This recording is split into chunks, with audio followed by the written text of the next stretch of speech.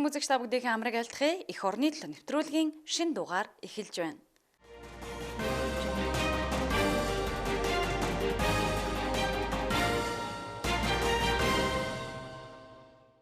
Батлан хамгаалах яам салбарт ажиллаж буй ажилтан албан хаагчдынхаа нийгмийн асуудлыг стратегиар шийдвэрлэсээр байгаа билээ.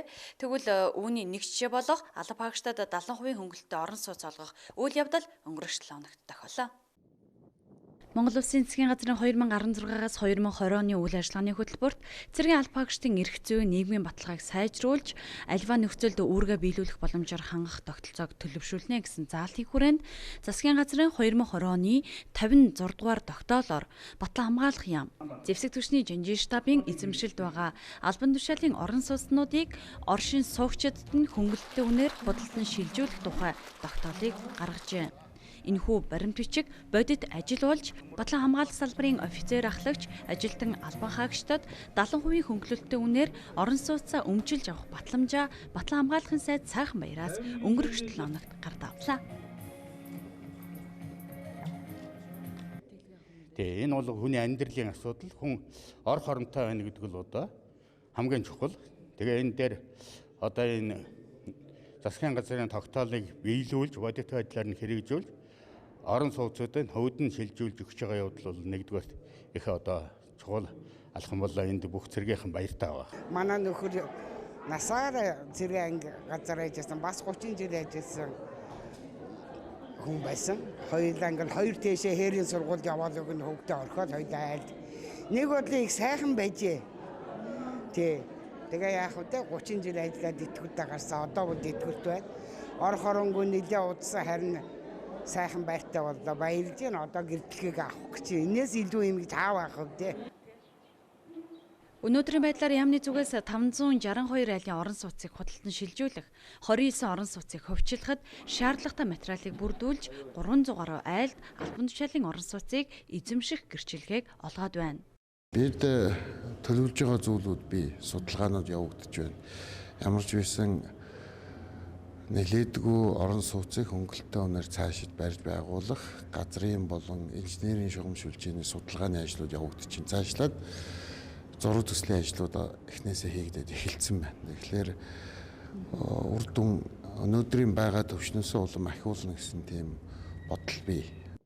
Батлан хамгаалах салбарын нийт ажилтан албан хаагчдын 21.7% нь нийт эзэмшлийн орон сууц, 20% нь албан тушаалын орон сууцанд, 4% нь албаны гэрт, 39% нь хувийн хашаанд, 10.3% нь айлын байр, хашаа байшин хөлслөн амьдарч байгаа гэсэн судалгаа байдаг.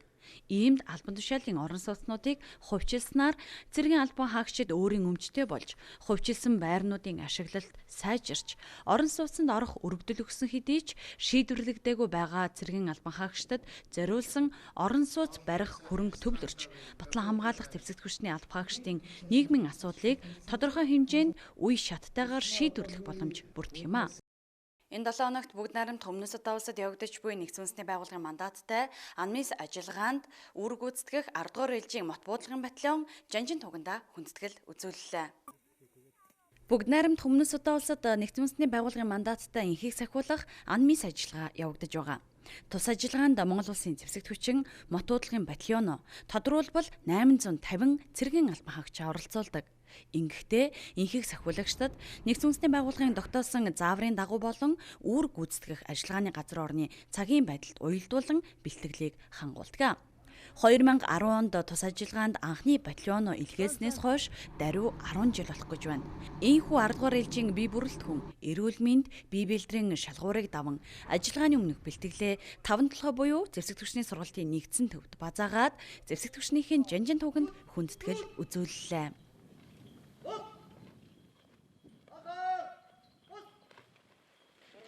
Мот буудлын батальоны 10 дугаар ээлжийн бие бүрэлдэхүүн ажиллагааны өмнөх бэлтгэлийг 45 хоногийн хугацаатай хийхээс бид одоо 35 хоногийн хугацаанд одоо бэлтгэхийн маш чанартай бие бүрэлдэхүүнийг одоо цагийн байдал одоо ойртуулсан нөхцөлд хийснээр маш их онцлог байлаа. Тус их болон хүчний 96 зэргийн албаагч манай багийн бүрэлдэхүүнд орж байгаа. 46% анхудаа үлдсэн бол одоо урд нь 1-6 удаа зэрэг ажиллагаанд явсан зэрэг албаагчтай туршлагатай. Зэвсэг түвшний хуулиар заасан бэлэг тэмдэг болох жанжин тугтай үүнийгээ өөрийн байранда хүндэтгэн байрлуулдаг. Онцгой тохиолдолд цэргийн албан хаагчдыг уг түүхэнд хүндэтгэл үзүүлдэг уламжлалтай. Харин анх удаага жанжин тугийг дэлхийн нийтэд дарахад буй COVID-19 буюу цар тахлын улмаас зэвсэг түвшний сургалтын нэгдсэн төв рүү залж бэлтгэл сургуультаа базаагаад ажиллагааны газар орон руу зорихоор болсон цэргийн албан хаагчдыг хүндэтгэл үзүүлэх боломжийг олголоо. Манай батальон маань өөрөө ажиллагааны газар орондоо 2 үндсэн хэсэгт Бенчиу хот болон Паранг суурьнд 2 хуваагдаж үүрэг гүйцэтгэдэг. Нэг рот маань бие дааж үүрэг гүйцэтгэдэг. Үндсэн батальоны үндсэн байрлал маань Бенчиу хотод байрлаж үүрэг гүйцэтгэж байгаа. Нэгдсэн үндэсний байгууллагын мандатад заагдсан энгийн иргэдийг хамгаалах ажиллагааны газар оронд одоо орон гэргүү болсон хүмүүсийн одоо тэр суурингийн хамгаалтуудыг хамгаалах. За тэгээд бүх төрлийн эргүүлүүдийг одоо үүрэг гүйцэтгэдэг юм байна. Тус мотуудлагын батальон нь зэвсэг түвчин хилийн ба дотоодын зэрэг цагдаа онцгой байдлын байгууллагын албан хаагчдаас бүрджээ. Онцгой байдлын байгууллага 2012 оноос хойш албан хаагчдаа ихийг зохиолох үйл ажиллагаанд хамруулж байгаа. За энэ жилийн хувьд одоо ингээд 9 дахь жилдээ манай албан хаагчдын төлөөллөөс ингээд ихийг зохиолох үйл ажиллагаанд бэлтгэл сургуультаа хангаад явахад бэлэн болсон байна. За онцгой байдлын байгууллага яг өнөөдрийн энэ явах албан хаагчтай нийлээд 250 гаруй албан хаагчд маань ихийг сахиалах үйл ажиллагаанд бол үүрэг гүйцэтгсэн. Ийхүү үүрэг гүйцэтгэл ур чадвараараа Монгол улс зэвсэг түвшнийхээ нэрийг өндөртөр гэж яваа цэргийн албан хаагчдынхаа үйл хэргийг үргэлжлүүлэхээр мордох мотуудлагын батальон эх 7 хоногт ажиллагааны газар орныг зорих юм.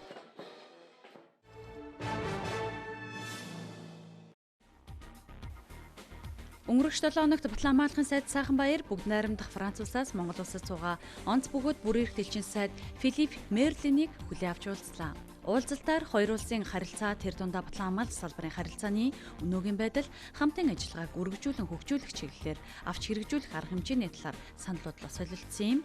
Монгол Франц улсын хамтын ажиллагаа улс төр эдийн засаг нийгмийн салбарт доктортой хөгжиж байгаа. Тэр дундаа хоёр улсын Батлан хамгаалах яам хоорондын техникийн тохиролцоонд 2014 онд гарын үсэг зурж хууль эрхцэн орчныг бүрдүүлснээр хамтын ажиллагаа хурдцтай хөгжиж байна.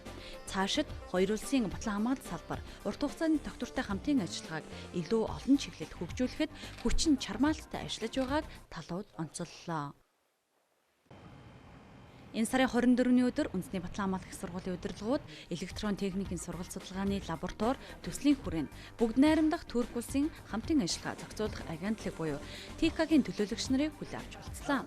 Уулзалтын үеэр гадаад хамтын ажиллагаагаар хамтран хэрэгжүүлэх төслийн талаар санал бодлоо солилцлоо. Хамтран хэрэгжүүлэх электрон техникийн сургалт судалгааны лаборатори төсөл нь үндэсний Батлан хамгаалах их сургуульд электрон техникийн сургалт судалгаа үйлдвэрлэлийн лабораторийг байгуулах замаар багш, судлаач, оюутны мэргэжлийн ур чадварыг хөгжүүлэх болон сургалт судалгааны орчин бүрдүүлэх үндэсний Батлан хамгаалах их сургуулийн нэгдсэн лабораторид төслийн дагуу сургалт судалгаа туршилтын ажлын үр дүнгээр бий болсон электрон техникийн шийдлийг үйлдвэрлэлд нэвтрүүлэх зорилтыг хэрэгжүүлнэ.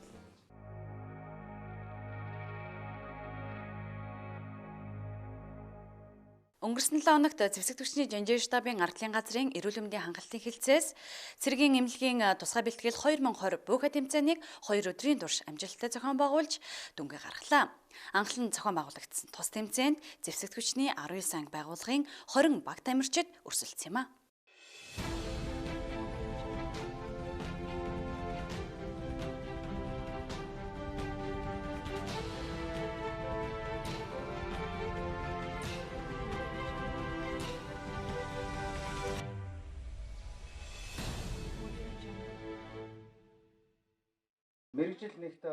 Батлан хамгаалах яамны 110 жил, зэвсэг түвшний 100 жилийн ог угтах ажлын хүрээнд зэвсэг түвшний эмч, цовилогч, эмнэлгийн ажилтнуудын ур чадварыг дээшлүүлэх, чадваржуулах, туршлагажуулах зорилготойгоор цэргийн эмнэлгийн тусгай бэлтгэл 2020 тэмцээн энэ жил анх удаага зохион байгуулагдлаа. Буудлага, багийн татан гаргалт, эмнэлзэн ур чадвар, саадын зурвас, эмчийн ур чадвар, совилогч, зааварлагч ур чадвар, механик жолоочийн ур чадварыг сорьсон 7 төрөлт буйха тэмцээн зэвсэг түвшний 311-р ангийн 308 дугаар салбарын засвар хангалтын сургалтын нэгдсэн төвд болсон юм а. Манай газраас сүүлийн 5 жилд нийт төрөл мэргэжлийн офицеруудын ур чадварыг дээшлүүлэх зорилгоор зэвсэг хүчний 100 жил ардлын газрын 100 жилийн хог хугацаанд бүх хилцүүд өөр гэсэн мэргэжлийн тэмцээнтэй болсон. За энэ жил анх удаага бид нэр эмч сувлагч нарын дунд эмнэлгийн эмчнэр сувлагч нарын дунд бид нар 2020 гэсэн тэмцээнийг бол энэ жил анх удаага зохион байгуулж байна. Цэргийн эмч гэдэг дайн тулаан болоод цагийн байдлын ямар ч үед өвчтөн шархтныг богино хугацаанд оншилж, түргэн хугацаанд эмчилдэг мэргэжлийн өндөр ур чадварт суурилсан ангаах ухаантан байх ёстой. Тиймдээ тус тэмцээнийг мэргэжлийн онцлогт суурилан зохион байгуулсан төдийгүй баг тус бүр эмч сувлагч, эмнэлгийн зааварлагч, жолооч, дамнуурагч гэсэн эрэгтэй эмэгтэй 4 хүнээс бүрдсэн холимог багийг оролцуулжээ. Уг тэмцээний зохион байгуулах гол одоо зорилго нь цэргийн ангид ажиллаж байгаа эмч эмнэлгийн мэргэжлүүдийн ур чадварыг дээшлүүлэх, за багаар ажиллах чадварыг сайжруулах, мөн цаашлаад одоо төрийн цэргийн байгууллагуудынхаа эмч эмнэлгийн ажилтнуудыг одоо хамруулах, бүр одоо цаашлаад бол олон улсад одоо бид нар Оросын холбооны улсад болдог ийм бүх цэргийн эмч нарын бүх тэмцээнд одоо оролцох ийм л зорилготой байгаа юм. 7 төрөлтийн нэг шалгууруулах буудлага нь хувь хүний цэрэгжилтийн ур чадварыг сордог буудлагын дасгал юм. Харин багийн татан гаргалт нь багийн цувлагч, зааварлагч, жолоочийн багаар ажиллах ур чадварыг сорьсон бол эмнэлэг зүйн ур чадвар нь багийн эмч, цувлагч нарыг мэргэжлийн ур чадвараар нь өрсөлдүүлжээ. Эмнэлгийн өдөр тутмын үйл ажиллагаа гэдэг нь энгийнээр хэлбэл багаар ажиллах цогц ажиллагаа байдгийн юм. Эмчнэр яг цэрэг хүн ямар байх ёстой бүх саад, ур чадвар, буудлага, гүйлт энэ хэдийг хангасан байх ёстой гэж үзэж байгаа. Тэгээ тийм учраас анх удаа ийм цогцлбор тэмцээний зохион байгуулж байна. Тэмцээний нэг төрөл бол саадын зурвас. Тус зэг дээр оролцогч гараанаас гарч гарнаад шидэж гарбууны задаргаа хийгээд эхлэл цэгт гүн хурж жалга сүлжээ хороо 2 метрийн ханан саад эвдэрсэн гүүр эвдэрсэн шат 2 цонхтой эвдэрсэн хан харилцах шууд бүхий худаг зэргийг туулж даалдгаврыг гүйцэтгэх учиртай. 6 сараас ахуулаад бэлтгэхэлд оролцох тушаал гэсэн энэний дагуу анги байгууллагын төлөөлөн бага үтэнтэн тэмцээнд 2 сарын бэлтгэлтэй орлоо. Тэгээд тэмцээн сайхан болж байна. Үеийн залуучуудаа мөнцнийг нөхдөөгөө тэмцээний талбарт дээр байлдааны үеийн татан гаргалт, эмнэлгийн ур чадвар, тэгээ багийн ажиллагаа, хувийн ур чадвар гэсэн нийтдээ 7 цэг дээр багийн хамт үүрэг гүйцэтгэлээ. Түүнчлэн эмч, сувлагч, зааварлагч, механик жолоочийн ур чадварыг цагийн байдлын өгөгдсөн даалгавраар сорьсон юм а. Эдгээр бүх дүнг нийт зарцуулсан хугацаа болон торгуул, шагналын нийлбэрээр тооцож эцсийн дүнг гаргажээ. Анхны гэсэн тодтолтой тус тэмцээнийг гадны байгууллагын тодруулбал анагаах ухааны салбарын бусад эмч, эмнэлгийн ажилтнууд шүүн явууллаа. Эмчнэрийн хувьд гэх юм бол амралтын орон нийс заслын хувьд бол ерөнхийдөө бол маш өндөр гайгүй үнэлгээтэй дүгнэгдэж байна. Яаралтай тусламж зэрэг ер нь харьцангуй бага үнэлгээ авч байгаа. Энэ нь цаашдаа бол эмчнэрээ яаралтай тусламжийн чиглэлээр энэ илүү сургалт төлхөө оруулах хэрэгтэй болов гэсэн бодолтой байна. Хос тангар хөргөн зэвсэг түвчин эрүүл мэндийн салбарт албан үүргээ гүйцэтгэж буй 80 гаруй эмч сувлагч эмнэлгийн ажилтнууд өөр хоорондоо мэргэжлийн ур чадвараараа өрсөлдлөө. Эдгээр албан хаагчид дайн тулаантай үе зэвсэг тэмцлийн халдлагад өртөх байгалийн давагдашгүй хүчин зүйлээс ард иргэдээ хамгаалах зэрэг бүхий л нөхцөл байдалд цаг хугацаа бүл ажран ард гэрээ умартан зүтгэдэг ачтнууд юм а. Цэргийн эмнэлгийн тусгай бэлтгэл 2020 тэмцээнд бол бага ахлаад олдсож байгаа. Тэгээд энэхүү тэмцээнүүд анх удаа цоож байгаа гэдэг онцлог учраас энд бол маш их ач холбогдол өгч оролцож байна. Манай багийнхан болоод бусдыг ажиглаж байхад маш идэвхтэй болчихж байгаа гэж. Ер нь бол цаашид энэ тэмцээн одоо жил жилдээ үргэлжилснээр эмчнэр биднэрт их одоо цэргийн мэргэжлийн мөрцтэй басны утга учирыг их одоо мэдрүүлэх тийм давхар хосолсон мэргэжлээ одоо өөрсдөндөө бахархахаар тийм амжилт үзүүлэхээр тийм боломжийг олгож аваад үнэхээр их баяртай байна. Ийхүү 2 өдрийн турш өрнөсөн тэмцээнийг зэвсэг түвшний Жанжин штабын холбогдох газар хэлтсийн албан хаагчид төдийгүй зэвсэг түвшний тэг 15 дугаар ангийн албан хаагчид хамтран оролцож зохион байгуулжээ. Энэ жилийн тэмцээнд оролцсон зэвсэг түвшний эмч эмнэлгийн ажилтнуудыг дараа жилийн тэмцээнд оруулахгүй бөгөөд жил бүр уламжлал болгон зохиох тэмцээндээ өөр эмч сувилагч эмнэлгийн ажилтнуудыг хамруулах юм. Ингэснээрээ эмч эмнэлгийн ажилтнуудыг бүгдийг нь мэргэжлийн хувьд ахиж дэвших боломжийг нь олгоно гэж зохион байгуулагчдын зүгээс дүгнэж байгаамаа.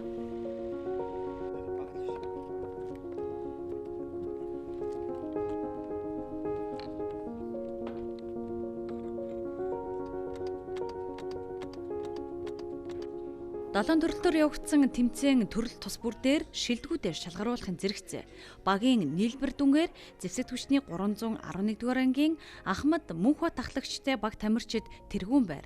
Удаах байруудад зэвсэг түвшний 330 дугаар ангийн дэслэгч Амар сайхан ахлагчтай баг тамирчид, Цэргийн төв эмнэлгийн дэслэгч Очирхүү ахлагчтай 2 дугаар багийн тамирчид тус шалгарч Цэргийн эмнэлгийн тусгай бэлтгэл 2020 буухай тэмцээнийг манлайлсан байна.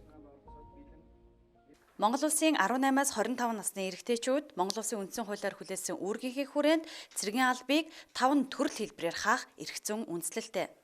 Энэ сард 2020 оны 2 дугаар ээлжийн цэрэг татлага улс орон даяар явагдана. Үүнтэй холбогдуулан цэргийн албыг 5 төрөл хэлбэрээр хаах боломжтой гэлтгсэн сурвалжлагыг үзэгч танд үзүүлэхээр бэлтгэлээ.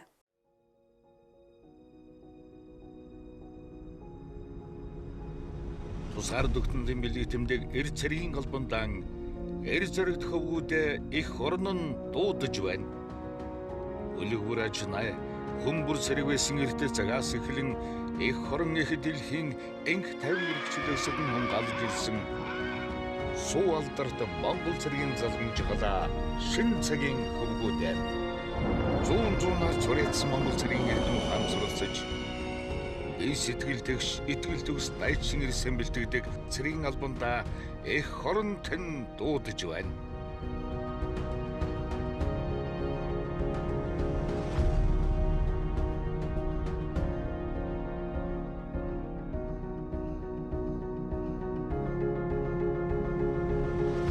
Монгол улсын үндсэн хуульд тунхаглан зааснаар эргэмбэр шударга хүнлэг ёсыг эрхмэлэн ёсчлон биелүүлэх үндсэн үргийн нэг нь эх орнон хамгаалах хуулийн дагуу цэргийн алба хаах явдал юм.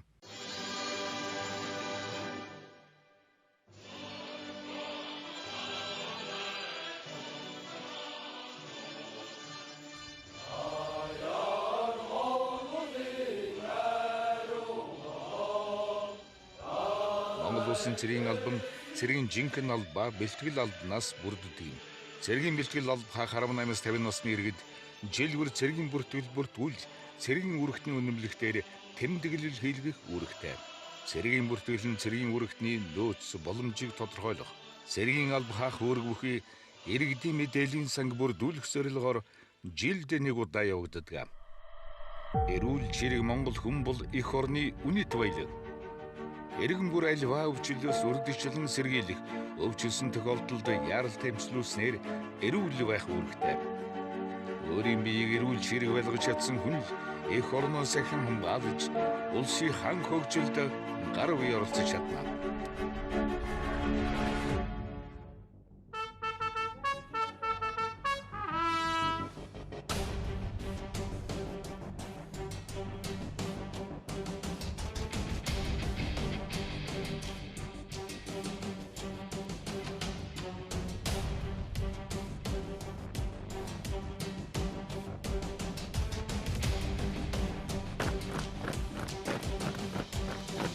Цэргийн алба хааснаар залуус хүчний дасгал сургуульд хийж бие бэлдрийн хувьд гойд хөгжихийн зэрэгцээ өдрөөр эргэний болон цэрэг бодлон хамгаалахын эрдэмтэд шамдан боловсрож бие хүний төлөвшөл дэсвэр хатуужил захирах ёсон бусдыг хүндлэх дээдлэх зарчим амдан хөрлөл их орон чүзэлгээд олон талын үн цэнийг жилийн хугацаанд олж авдаг юм.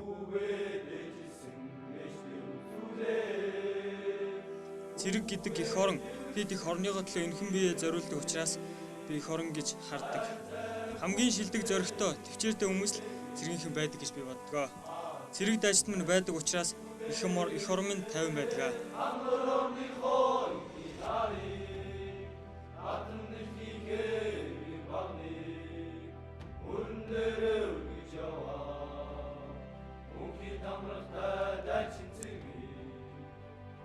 Би 2017 оны 10 сарын 21-нд итгэдэж ирсэн. Ган болдоо өгтө барах гэдэг. Би хаавал дөрөв 8 дугаар орнд оршин суудаг. Бас адилхан 10 сарын 21-ний өдөр зэвсэгдсэн 102 дугаар анги татагдаж ирсэн.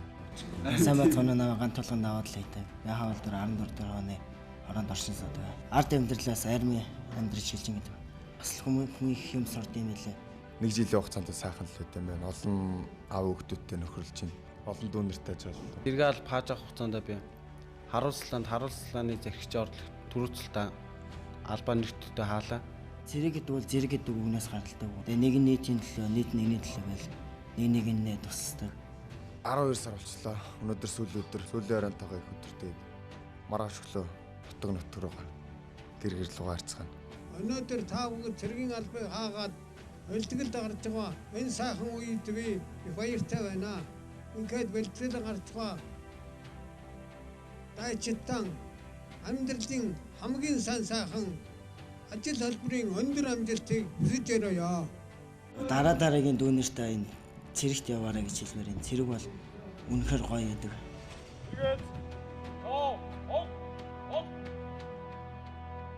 Эви хүмүн ах нараа дагаад л тэр тунтар алхадаг байсан нялхамтан ингээд цэрэгт мордож байх гэж. Цаг хугацаач хурд юм да.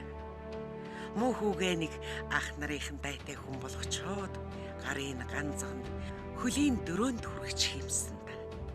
6 сайхан хүмүн ингээд эх орны хөвгүүд болчихвол муу ижийн өөр юу хүсвэлээ дээ.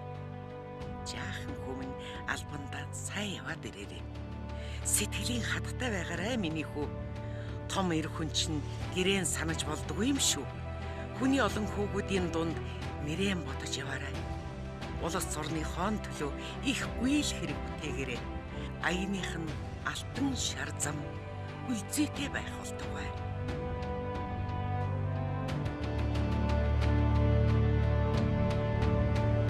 Хөрхий дөө миний мууч. Яасан сайхан золбоотой байна вэ? Үгүй бас тэвхийсэн сайхан хэрэг болчих. Иш мөхөөгээ нялх гэж санаж явдаг. Миний мөхөө чинь одоо их орны хүү боллоо шүү дээ.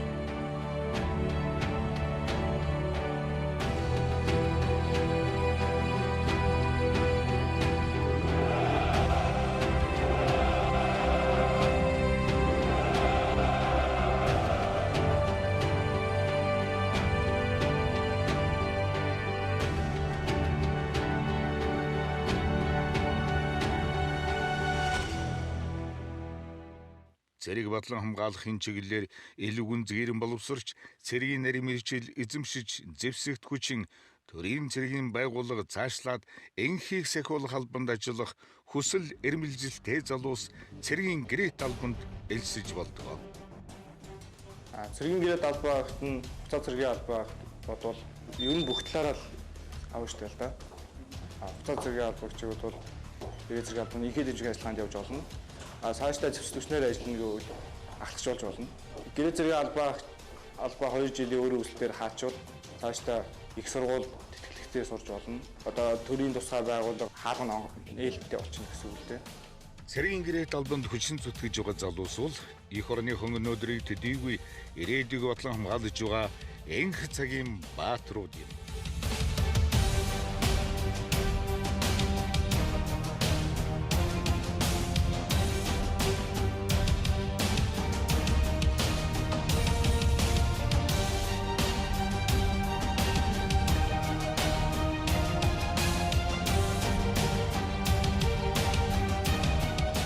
Дээд сургуульд болон сургалт үйлдвэрлэлийн төвийн 1-р ламжаанд сурч байгаа 18 нас хүрсэн эрэгтэй оюутан суралцагчид бие бэлдрийн болоод эрүүл мэндийн шаардлага хангасан бол сайн дурын үндсэн дээр цэргийн мэргэжил болгох оюутан цэрэг сургалтанд хамрагдаж болдог. Ан улдурын оюутан цэрэг хөтөлбөрт хамрагдаж байгаа залуус цэргийн анги хооронд дадлага шиж цэргийн эрдэмт боловсрдог юм. Наа уртнасаа өгтөд даваад зарлагддаг. Би хаан бол дүүргийн 3 дугаар оны иргэ. Хөдөө аж ахуйн их сургуулийн бизнесийн эдийн засгийн 2 дугаар дамжааны оюутан. Тэгээд 2018 оны оюутан цэрэг хөтөлбөр цэргийн мэргэжил олох сургалтанд амжилттай хамрагдсан байгаа. Энэ сургалтанд сургалт болохоор зэрэг 4 сарын хугацаатай байдаг. Тэгээ эхний 2 сар л нөгөө онлайн мэргэжил олох гэх танхимд хичээл ордог байгаа. Тэр танхимд хичээл ордог юм дээр болохоор ер нь бол очоод бид нэр одоо энд сурсан нөгөө онлынхаа мэдлэгийг очоод хээрийн дадлага дээр тэрийг биеэрээ хийж одоо нөгөө гүйцэтгэх. Одоо энд одоо яг цэргийн одоо мэргэжил байдаг бол цэргийн мэргэжлийн үг хэллэг байгаа. Тэднийг бид нэр ингээ өөрсдөө яг ямар утгатай вэ гэдгийг өөрсдөө тайлаад тэрийг тэгээд цэрэгт очиход бид нэр тэр сурсан мэдсэн зүйлээ одоо биеэр хийж гүйцэтгэдэг байгаа. Тэгээд батлан хамгаалахын сургууль дээрээс зэрэг хөдөлсөн. Тэгээ оюутан цэрэгт явах хамгийн энгийн гэх юм бол эндээс хээрийн тэр полигон дээр очих зүгээр огшд юм билээ. 30 машины ард зугаал утаандаа дарагтаал тэгээ явж захтал бас за би их юм болцлоо. Одоо ингээ 2 сарынхаа хээрийн бэлтгэлийг ингээ нэр төртөөр хаагаад ирвэл одоо гэр бүлийнхэнтэй цаашдаа ингээ найз нөхдөд ингээ үлгэрлэх дуурайх те хэлэх ярих юмтай болно даа гэж бодож байсан. Хуулийн дагуу цэргийн ард пааснараа бид нар төрийн ард хааж болох бүрэн чадвартай болж байгаа. Тэр бол маш үнэхээр том даваа тал болж байгаа.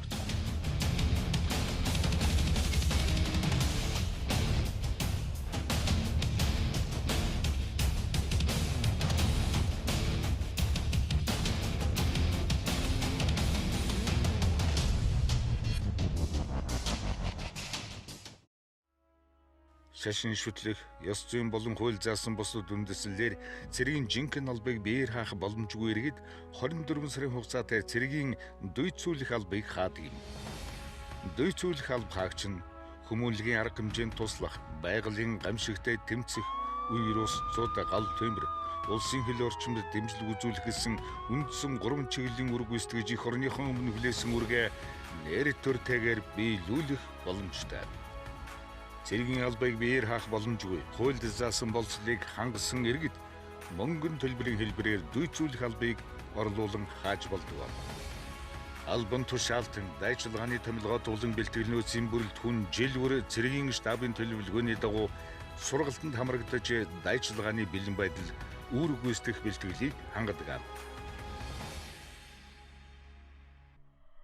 Монгол улсын үндсэн хуулиар хүлээсэн иргэний цэргийн үргээ үнэнчээр биелүүлж, өвөг дээдсийн ариун гал гулам туулсан Монгол улсынхан халдашгүй дархан байдлыг амь биеүл хайрлан батлан хамгаалах нь Монгол улсын иргэн бүрийн ариун үүрэг билээ.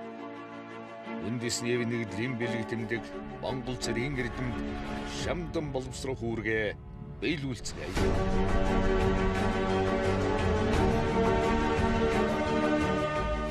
Би Монгол хүү бид эх орондоо ахна. Монгол улс мөнхөд батуршиж Монгол цэргийн сүргүч үеийн үед мандам тодорхойлдог.